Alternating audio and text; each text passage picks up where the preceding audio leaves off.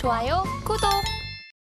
그럼 이어서 이번에는 ESSD도 좀 체크를 해볼게요. 이것도 마찬가지로 앞서서 브리핑에서 전해드린 것처럼 테슬라가 SK 하이닉스에다가 ESSD 관련해서 이제 공급을 요청을 했다라고 합니다. 그래서 어제 파두가 반응이 좀 나왔고 오늘도 일단은 파두는 흐름 나쁘지 않습니다. 8% 넘게 지금 흘러가고 있는 상황인데요.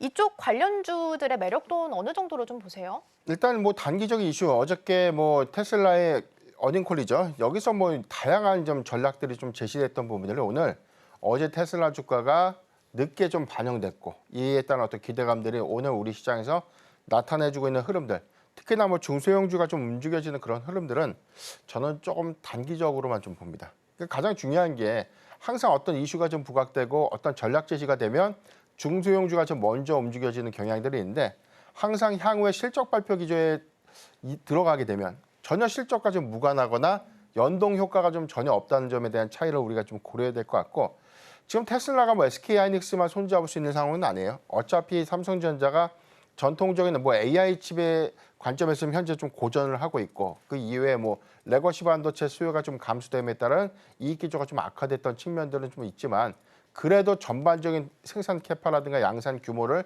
감안해 봤을 때 삼성전자는 뭐 모든 이 글로벌 빅테크들의 고객사가 좀 될 수 있는 어떤 강점들을 좀 갖고 있기 때문에 그 영향들이 사실 뭐 좀 저는 그렇게 크지는 않다라고 좀 보고 있고, 다만 좀 수급적인 측면에서 좀 주목해 볼 포인트가 어제 뭐 테슬라가 어닝콜에서 좀 언급했던 저가형 전기차를 내년도에 정상적으로 좀 공급될 수 있는 양산 계획을 명확하게 좀 추진하고 있다는 점. 두 번째는 내년도의 양산 목표량, 2024년도의 부분보다는 뭐 2025년도의 인도량을 약 25%에서 최대 50%까지 좀 상향시킬 수 있다는 점. 이 점이 굉장히 좀 중요하다고 좀 보이는 게, 올해 4분기 그리고 내년도 상반기까지 미국에서 가동되는 신규 합작 공장이 전체적으로 5개 공장이 좀 가동이 됩니다. 그러니까 초기 가동은 되는데 전기차 캐즘 때문에 판매량을 높일 수는 없는 그런 어떤 구조적인 이점들이 과연 초기 가동률을 좀 낮추고 간다면 글로벌 완성차 업체들이 많은 돈을 투자했던 이 가동률을 좀 굳이 낮출 이유는 좀 없다라고 보고요.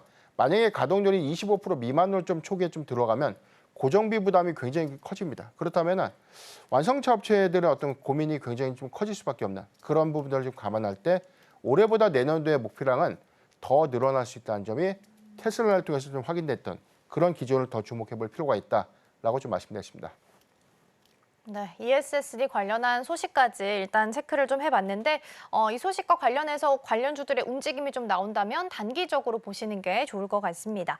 테슬라 엮어서 하나 더 질문 드려볼게요. 어제 완전 주가 날아올랐습니다. 근데 그 덕도 있겠지만 퀀텀스케이프가 25% 넘게 올랐고 전고체 배터리 B 샘플 생산도 시작을 했다라는 소식도 있었습니다. 그래서 오늘 개장하고 나서 사실 전고체 관련주들 뭐 특히 원준 같은 경우에도 강하게 좀 올라왔다가 지금 윗골이 많이 달리면서 6%까지 상승분을 좀 많이 반납을 했습니다.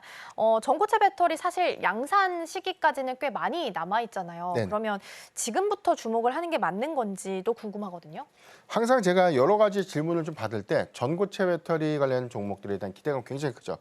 왜냐하면 사실 뭐 3원기 배터리에 대한 단점을 모두 다 보완한 가장 이상적인 배터리가 좀 전고체 배터리이기 때문에, 다만 이게 양산 규모, 양산의 수요를 얼마만큼 좀 높일 수 있을까가 좀 관건이고 가격이 굉장히 좀 큰 부담으로 좀 작용될 수 있기 때문에 향후에 대량 양산이라는 부분과 전기차에 공급되는 이 부분들, 전기차 판가가 낮아지면 낮아질수록 내연차와의 경쟁 요건에 좀 유리한데 오히려 이 배터리 원가가 좀 올라가게 되면 부담이 될 수밖에 없거든요. 그러니까 전고체 배터리는 초기에는 사실 뭐 중저 사양에 좀 공급되기보다는 고가 사양에 좀 반영될 수 있는 그런 부분들을 우리가 좀 고려를 해야 될 것 같고, 그렇다면 우리가 좀 기대할 수 있는 전고체 배터리의 대량 상용화를 한 2027년에서 2030년까지에 대한 그 기간을 볼 텐데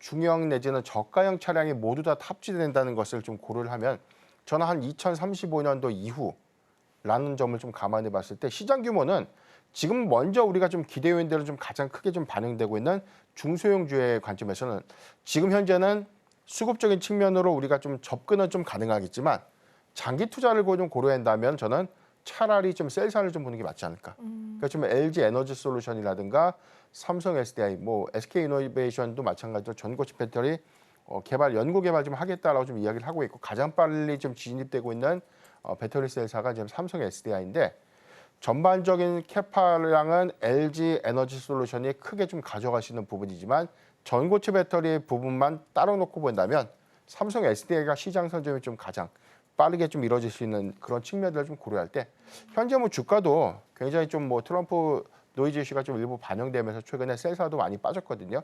이런 것들 좀 감안해 보면 삼성 SDI를 저는 중장기 관점에서 계속 모아가는 전략이 더 유리하지 않을까라고 좀 말씀드렸습니다. 좋아요, 구독!